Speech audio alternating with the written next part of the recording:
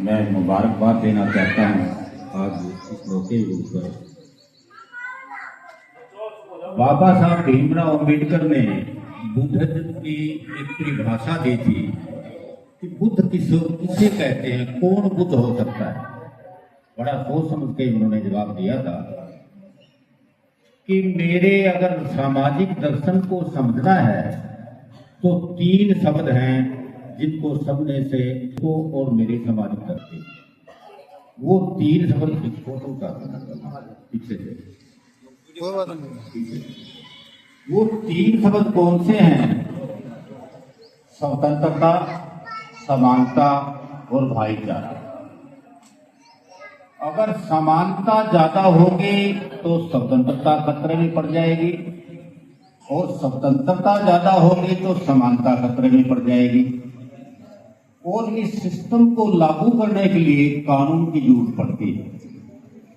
लेकिन अगर भाईचारा हो तो कानून की आवश्यकता नहीं।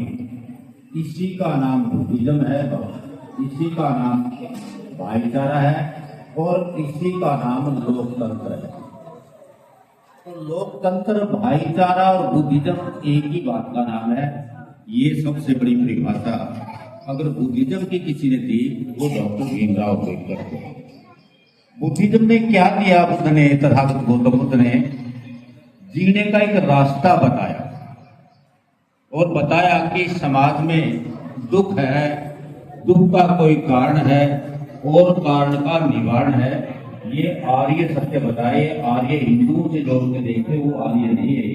ये सबसे पहले तथागत गौतम बुद्ध ने आर्य नाम का शब्द दिया। इस बात की उन्होंने पंचशील बताया, इसी बात की उन्होंने अष्टांगिक मार्ग दिया, अत्यधिको भव का नाम दिया। और जब गौतम बुद्ध ने ये क्रांति इस दुनिया में सबसे महान क्रांति थी।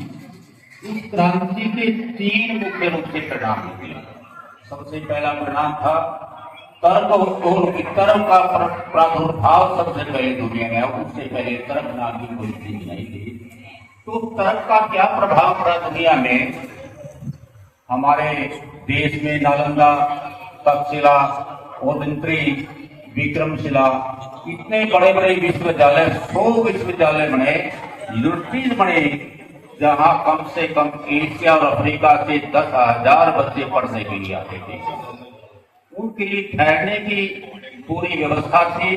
और जितने स्ट्रीम आज हैं, चाहे वो साइंस का है, चाहे वो डॉक्टरी का है, चाहे योगा का है, चाहे अध्यात्म का है, उन यूनिवर्सिटियों के अंदर सारे स्ट्रीम की पढ़ाई की जाती थी। ये सबसे बड़ी बात थी। और दूसरा सबसे बड़ा कारण क्या था कि उसमें शूद्र इस देश के राजा हुए। मौर्य काल की अगर बात करो, वो शूद्र राजा थे। और अशोकाधिग्रहित दुनिया भारतवर्ष में 2 ही आदमी ग्रेट हुए, एक अशोकाधिग्रहित, एक अकबराधिग्रहित। बाकी हिंदू नाम का आदमी कोई ग्रेट नहीं हुआ। अशोका क्यों ग्रेट था? दुनिया में जितने भलाई के साधन हो सकते हैं, पब्लिक की भलाई के, वो सारे साधन अशोकाधिग्रहित ने लगाए। और कलिंगा की लड़ाई के बाद उसने आदमी तो छोड़िए, जानवरों के मारने के भी प्रतिबंध लगा दिया। तभी से लेकर के ये हिंदू लोग गाय को पवित्र मानने लगे। उससे पहले गाय को काट के खा जाते थे। ये सबसे पहली बात है। और गौतम बुद्ध पाबंदी ना लगाते हिंसा पे, तो यहाँ पशुओं की बलि दी जाती थी, यज्ञ कराए जाते थे।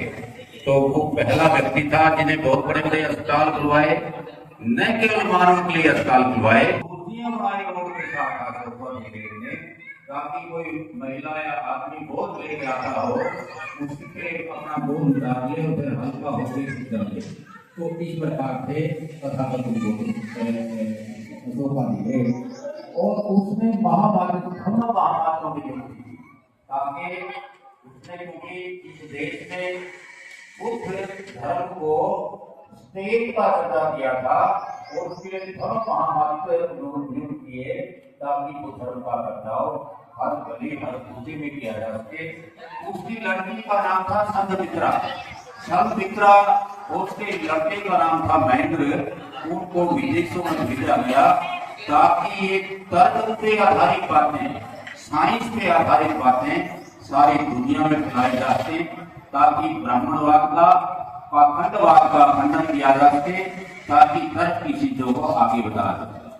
तो ये था शूद्रों को, स्त्री को समानता का अधिकार की बात होगी। राष्ट्रपति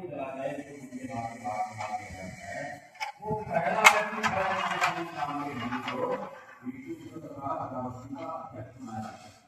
दूसरा अमरपाली नाम की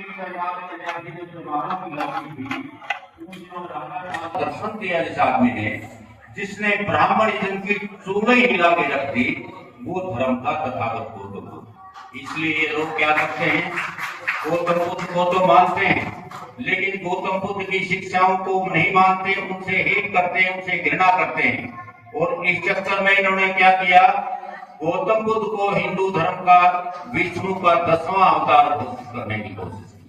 जैसे कि लोग बताते हैं सतयुग, जैसे ब्राह्मण लिखते हैं उनकी बात बता रहा कि सतयुग के मनुष्य के लिए है, मनुष्य धर्म के लिए नहीं है।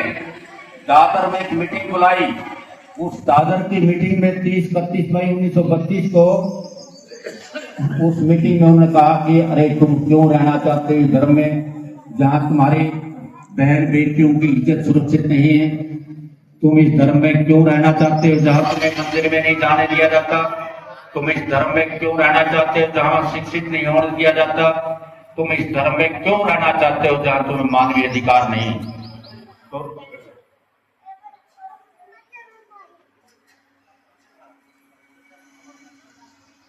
तो बाबा साहब ने एक किताब लिखी, उस किताब का नाम था व्हाट वे इमांसिपेशन, तुम्हारी मुक्ति कैसे संभव हो सकती है।